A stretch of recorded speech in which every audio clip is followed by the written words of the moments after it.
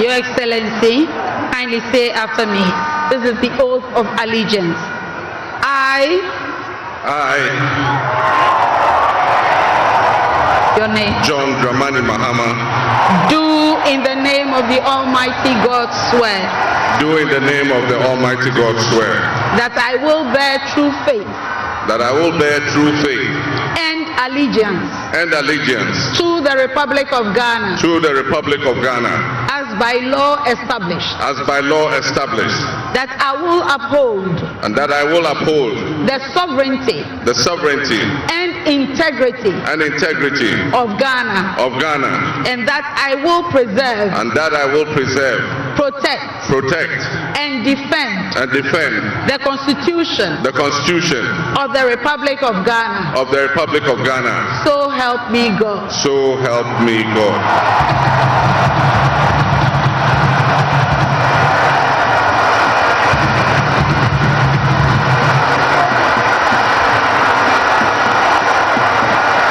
Your Excellency, now the presidential oath. I, John Dramani Mahama, having been elected to the high office of President of the Republic of Ghana, do in the name of the Almighty God swear. Do in the name of the Almighty God swear. That I will be faithful. That I will be faithful. And true. To the Republic of Ghana. To the Republic of Ghana. That I will at all times. That I will at all times. Preserve. Protect. And defend. The Constitution. Of the Republic of Ghana. And that I dedicate myself. To the service. And well-being. Of the people. Of the Republic of Ghana. And to do right. To all manner of persons. I further solemnly swear that should I at any time break this oath of office, I shall submit myself to the laws of the Republic of Ghana, and suffer the penalty for it. So help me God. Congratulations, Mr. President. Let me be the first.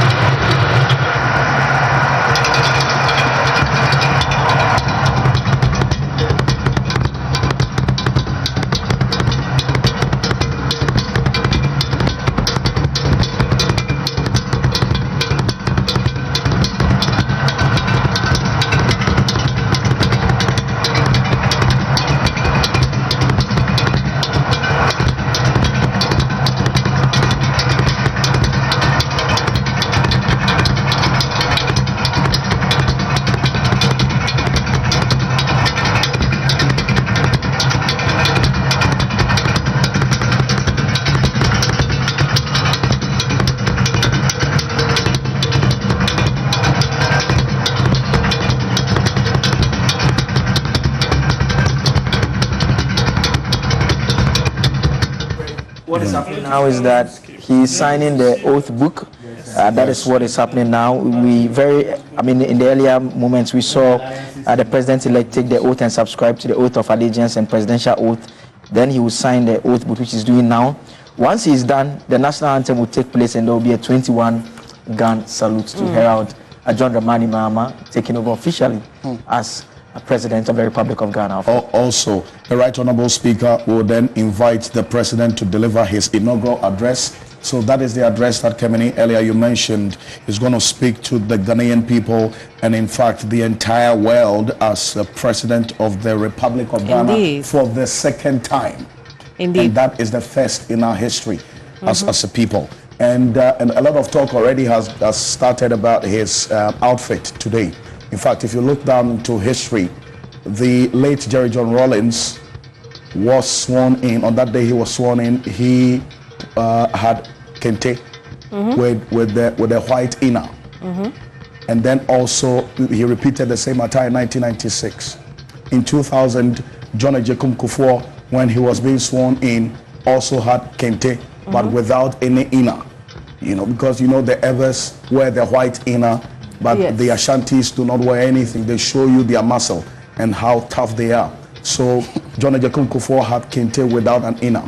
Fast forward to the late John Evans Mills, he had kente as well, but with an inner, because the Fantis also dress the same way. Then John Dramani Mahama, in fact, his first stint, this is not how he dressed. No. Right? And that's the point that you were making earlier. So fast forward to Nana Addo Dankwa Akufo-Addo, he had kente on with no inner.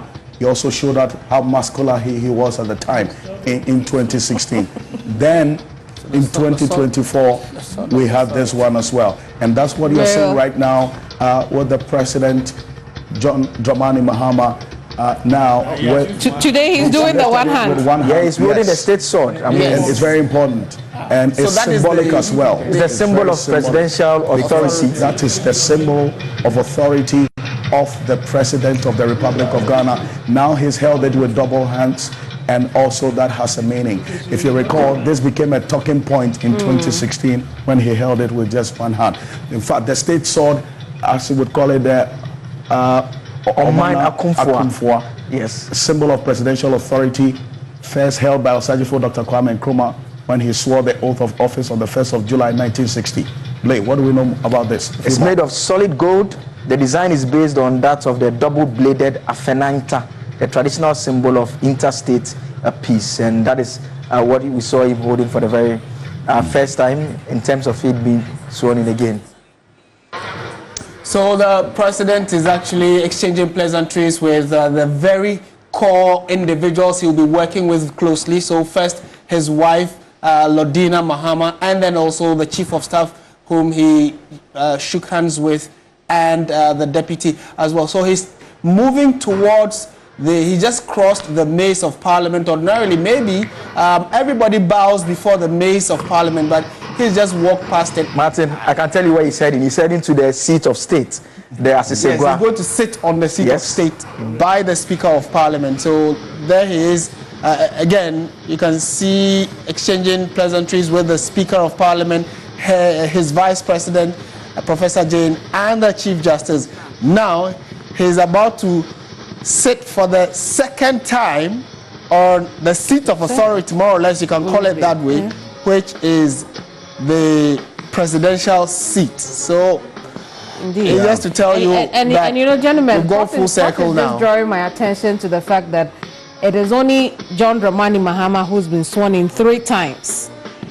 When Professor Mills died in 2012 and today. So the history is a lot going on here. The record he's setting is a lot going on here today, right?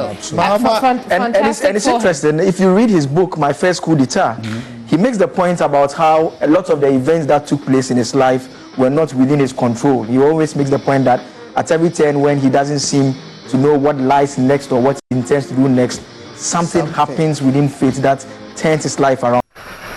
Honorable members of Parliament,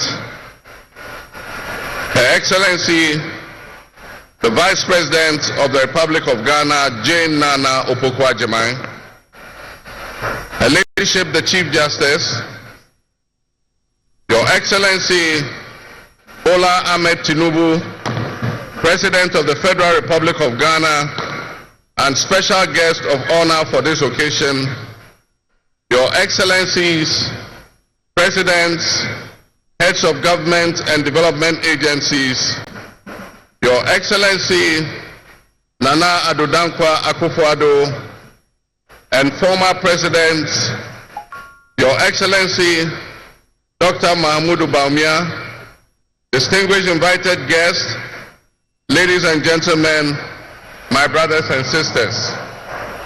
I wish you a good morning, and we give thanks to the Almighty God on this occasion.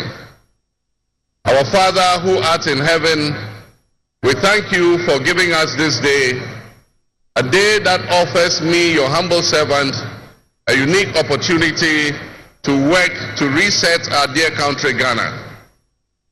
32 years ago, on January 7th, Ghana made its first and most successful democratic transition a reset with the swearing in of the newly democratically elected President Jerry John Rawlings of blessed memory.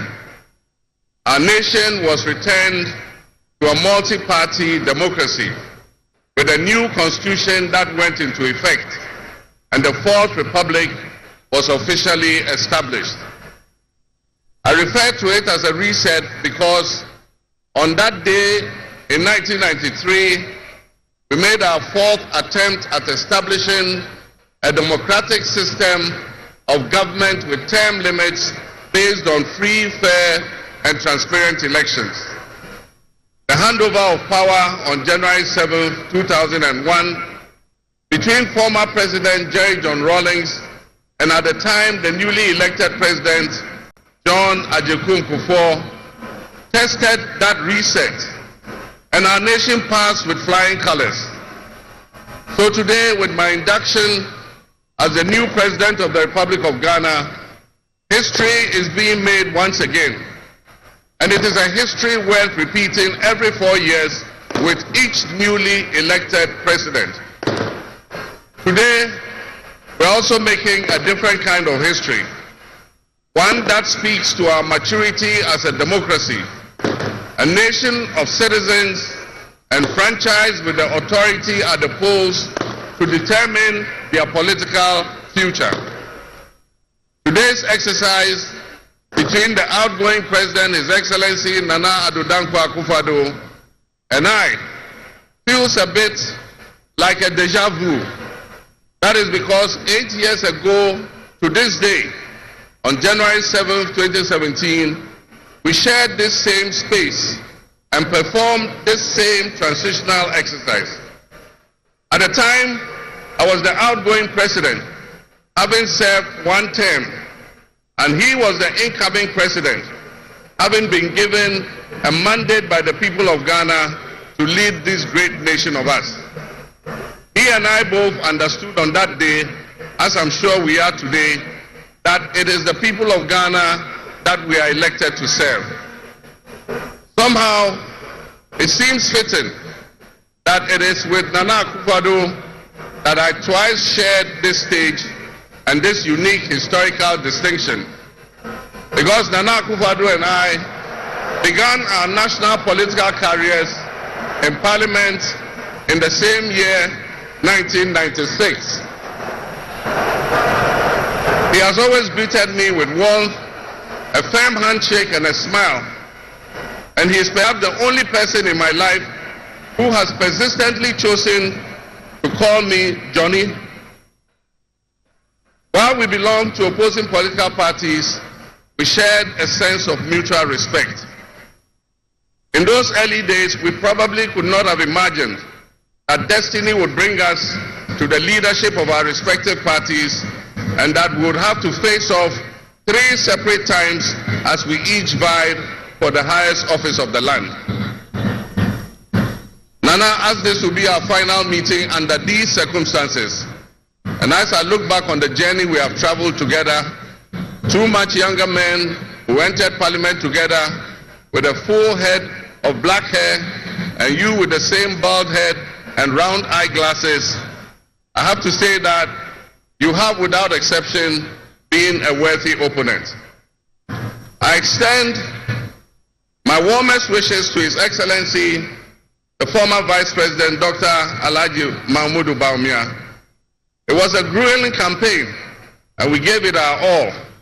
Your sportsmanship in making an early concession eased tensions and contributed to the early conclusion of the electoral contest.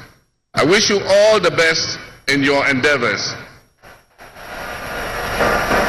My brothers and sisters, the world in which Ghana exists today, as I begin this presidency, is not the same world in which we have lived under other presidencies. There are tensions and conflicts that have not previously existed between nations. These tensions and conflicts place pressure on alliances to decide where we will support. There's a seismic shift happening within the system of global economic dominance. Whereas the G7 nations, United States, the United Kingdom, Canada, France, Germany, Italy, and Japan once provided the highest percentage of the world's GDP. Over the last decade, that number has been steadily dropping. However, the combined total of the GDP of the BRIC nations, Brazil, Russia, India, China, South Africa, Iran, Egypt, Ethiopia, UAE, their GDP has been consistently increasing. In 2023, for instance, the G7's combined total of world GDP was 30%. But by 2029, that number is predicted to drop to 27%. In 2023, the BRICS percentage of world GDP was 37.3%. And so what does this mean to us in Ghana? What could it mean to our economy? Where do we fit in this geopolitical maelstrom? Technology such as artificial intelligence has taken us to new heights, opening up the potential for national, financial, and personal security issues that we are not yet able to imagine. One example is the use of misinformation and algorithm manipulations on social media platforms to sway a particular group's sentiment towards or away from something. Now more than ever before, we need to strengthen our ties with our neighbors to ensure that we're working together to keep our sub-region safe. We stand in solidarity and work in alliance with all our neighbors in the sub-region. Recognizing the history of our borders, we also acknowledge that on the other side of our country's borders are our family members. They may be Ivorians, they may be Togolese, they may be Burkinabes, they may be Nigerians or Malians, but they are also Akans, they are Kassinas, they are Gwans, they are Ewes, they are Nzemes, they are Hausas, they are Moshis and Gurmes, because we are all part of one another, one big family. With the increase of the climate crisis, and as the waters grow warmer, melting the Arctic ice and permafrost, there's a greater likelihood for viruses that have been frozen and thought to be extinct for decades, perhaps even centuries, to begin to spread and create another global pandemic.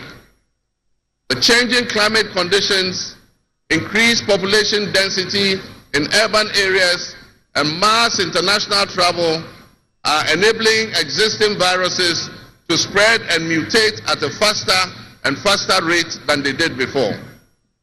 This is a serious challenge. Let us not forget the toll that the past epidemics of viruses like Ebola, COVID, and Mpox have taken on the families and communities and medical infrastructure in several of our neighboring countries and in the sub-region. Let us also not forget how swiftly and completely the COVID pandemic brought the entire world to a screeching halt. My government will be working diligently to strengthen our public health systems while monitoring the global health situation so that when, and not if, but when the next pandemic or epidemic occurs, the loss of lives in Ghana will be minimal. The larger world exists around us and to some extent within us. While we cannot and should never use it as an excuse to stray from the direct and immediate needs of Ghana for the well-being of our citizens, we must also bear in mind that the affairs of the world, if we care to shape, lessen, avoid, or even at the other end of things, maximize the effect they have on us. My brothers and sisters, barely a month ago, we held historic elections that have caused dramatic shifts in our political landscape. I feel greatly honored that you, my compatriots, considered me worthy of receiving such an unprecedented and overwhelming mandate to steer the affairs of our beloved nation at this critical time in our history. The magnitude of this victory in the presidential elections and the gains that were made by my party, the National Democratic Congress, in the parliamentary elections naturally and justifiably resulted in great joy and celebration across our country, Ghana. But celebrations, no matter how justified and how well earned, must be supplanted by discernment, sobriety, and deeper insights into why we received this kind of mandate in the first place. By voting as you did on December 7th, the Ghanaian people conveyed a powerful message, yet often overlooked by us politicians. This message was powerfully emphasized by a giant of American political history, President Ronald Reagan, when he declared at his inauguration some 40 years ago that governments have no power except that granted by the people. While Ghanaians take great pride in our thriving democracy, they are deeply dissatisfied with the quality of governance over the years and have openly voiced that dissatisfaction through the decisive actions that they undertake at the elections. Our people also understand that democracy is not just a token adorned with periodic elections followed by pomp and pageantry with the establishment of a new government. They expect that if democracy is celebrated as a superior means of governance, then its outcomes must be more tangible and benefit them in their individual lives. Any honest introspection and reflection on the pulse of our nation would reveal that many within our population do not feel that they have benefited from or partaking in this democratic dividend. Where people buffeted by severe economic crisis and hardships, and in the last few years we have lurched from crisis to crisis. But there is hope on the horizon. Today should mark the beginning of a new opportunity, an opportunity for us to make a difference in our governance and our economic management. We shall reset our dear nation, Ghana.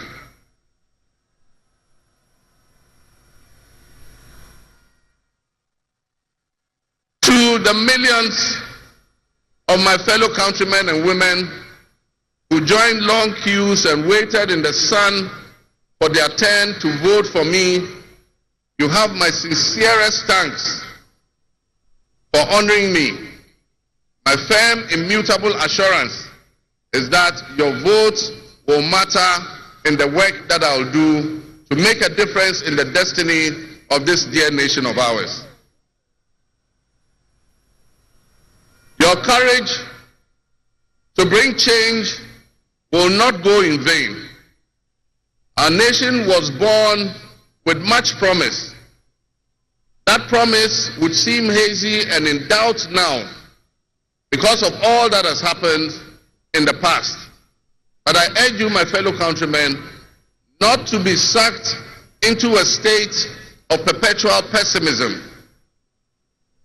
For some time, our country has urgently needed leadership with an unwavering desire to get things done.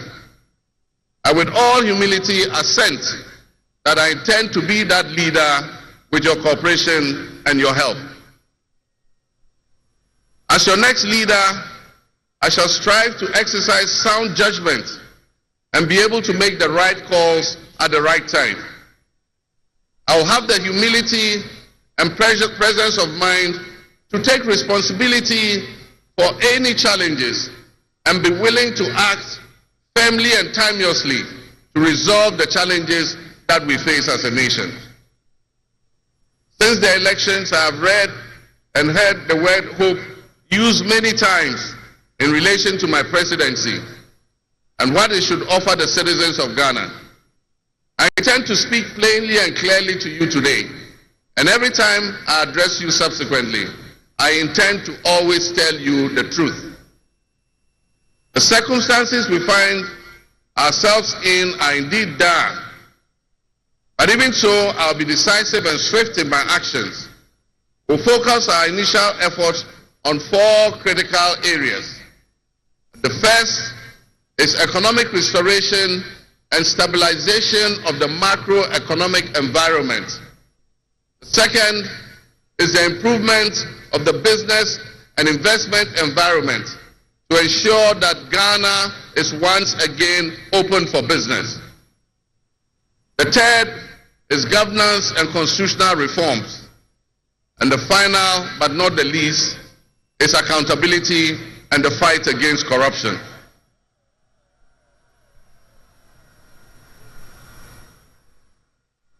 My brothers and sisters, actions have always spoken louder than words. With that in mind, I have entered into a covenant with you, the good people of Ghana, in which I have enumerated 26 actions that I'll take within my first 120 days. There is reason for hope, and there is every reason for hope. But we must also have faith, because faith empowers us to trust the things that will happen. With faith, you believe what you know, and that is why we need faith to be able to achieve our reset. We need a reset with the faith we have in our country and our leadership. We need a reset with the faith we have in our institutions. We need a reset with our faith in our dear nation, Ghana. And by that I mean in all of us, because all of us are Ghana. You are Ghana, and I am Ghana. All of you seated here today, Ghanaian citizens, you are Ghana. The people who you are with or near you as you watch this on television, in your homes, or listen on radio, or follow on social media are what we call Ghana. I ask that we enter into the covenant with the Ghana we all love and the good people of our country who make up this dear nation.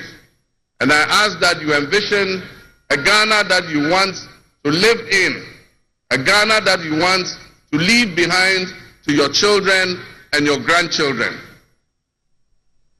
What can you do to help build that better Ghana that we all strive for? What behaviors, what attitudes and mindsets can we reset?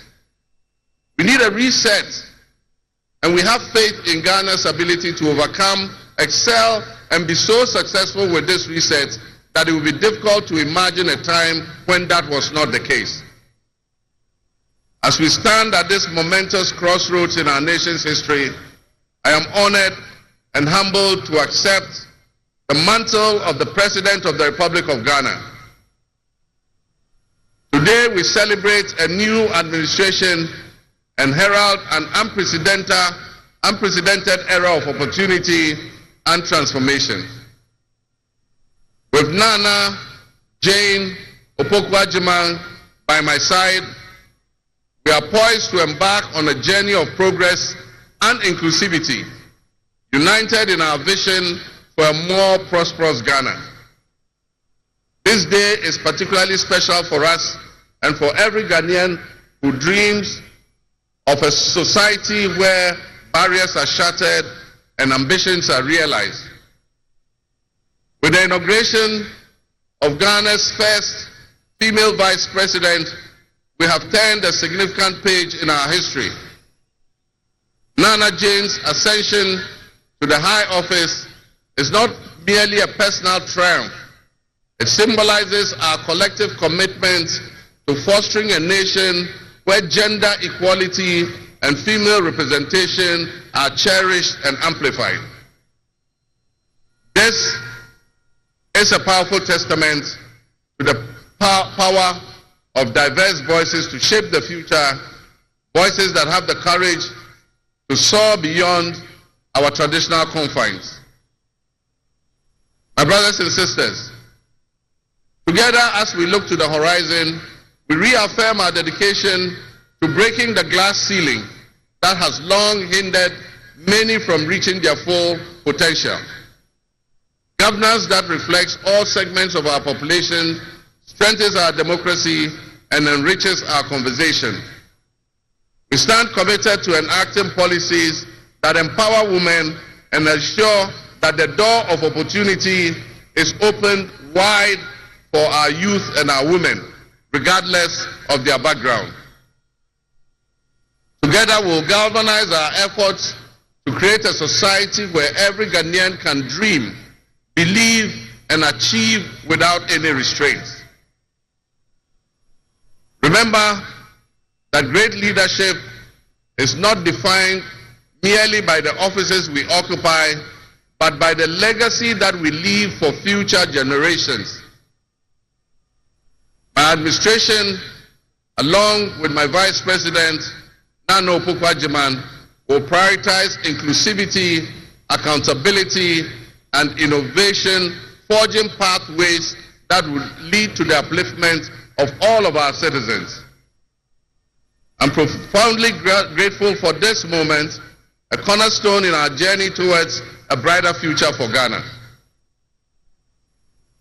In this resounding victory, I see a clarion call, particularly from the youth of Ghana, a generation that is brimming with potential and dreams that are waiting to be realized. This moment is a powerful affirmation that your voices matter, that your aspirations are valid, and that your future must be our priority. We're committed to translating your hopes into action and creating opportunities for education, entrepreneurship, employment, and empowerment. Our policies will be tailored to sustain innovation and foster industry that engages today's young minds and equip them with the skills needed for tomorrow's challenges. Together with the private sector and captains of business, we will create decent and well-paying jobs. As we embark on this new chapter, I assure you that our decisions will champion diversity in all facets of governance, ensuring that every Ghanaian, regardless of your ethnicity, your gender, your age, your religion, or any background, will have the opportunity to contribute to our nation's story. Ghana's youth represent the heartbeat of our democracy. Their ambition will drive our policies as we strive to create an inclusive, equitable society where everyone has a seat at the table. Our vision hinges on the introduction and implementation of a 24-hour economy. We envisage an innovative and vibrant 24-hour Ghanaian economy, which will also be anchored in agriculture and agribusiness. This innovative approach would unlock potentials that have long remained dormant, enabling us to harness the energy and creativity of all our people. Just imagine a Ghana where our markets are alive and bustling at all hours of the day, with responsive public services accessible at all times, such that businesses can operate flexibly to meet the diverse demands that they are subjected to. And young people, including entrepreneurs, can find opportunities regardless of traditional institutions. The 24-hour economy model will also bolster job creation for the young people, stimulate local industry, and attract foreign investments, and allow us to build resilient communities and a sustainable future. This vision extends beyond mere economic transactions. It symbolizes empowerment, the empowerment of every Ghanaian to contribute to our national progress. My fellow citizens, this vision will allow us to embrace diversity, to cater to varied lifestyles and preferences, and foster a culture of inclusion, ensure that every citizen can enjoy the fruits of his hard work. To the business leaders and entrepreneurs, I invite you to support this new model and join me in shaping a business environment where creativity thrives and where the fruits of your investments contribute to the collective welfare of our nation. Your role in driving our economy forward cannot be overstated. Your innovation and dedication will be a backbone of our success story. And I pledge to you that we would look at the tax regime and rationalize them so that they are more transparent and fair. Members of the business community, I assure you, Ghana is open for business again.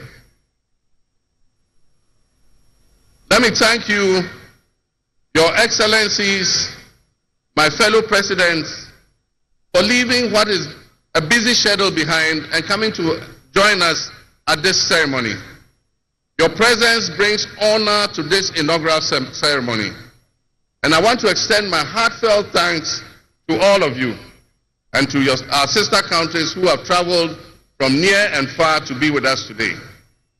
Your presence is a testament to the strong bonds of friendship and cooperation that exist between our nations. And I promise you I will work to foster the partnerships that transcends our borders, and I'll work collectively with you towards regional stability, economic growth, and mutual respect between our nations. To my friends from across Africa and the world, I thank you and welcome you to Ghana. And in our local parlance, I say Akwaba to all of you. To my family and fellow citizens, my wife Lodina, I thank you for your unwavering support and commitment to our shared vision. This journey is not mine alone. It belongs to all of us. It belongs to each of you. Let today be the dawn of a new era of hope, an era of job creation, an era of accountability, an era of institutional strengthening and resilience, and an era of unparalleled potential for all Ghanaians. We will write the next chapter in Ghana's story, and it will be one of promise, transparency, and transformative progress.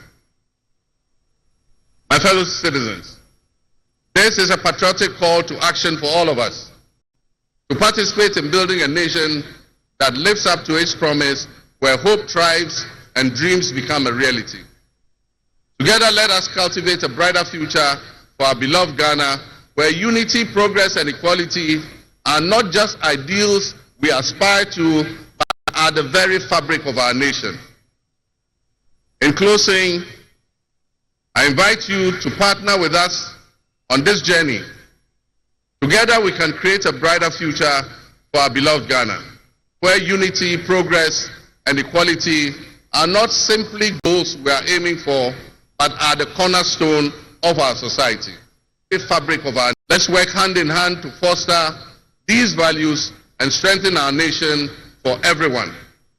My fellow citizens, our invited guests, I thank you very much.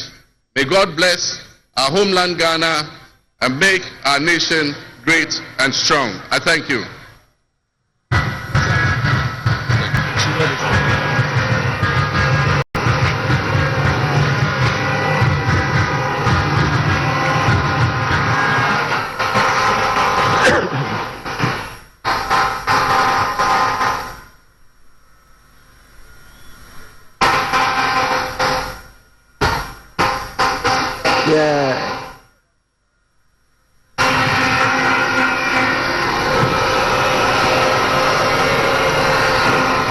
Honorable members, on your behalf, I convey the gratitude of the House to His Excellency, the President of the Republic of Ghana, for his address. Your Excellency, the House is extremely grateful to you.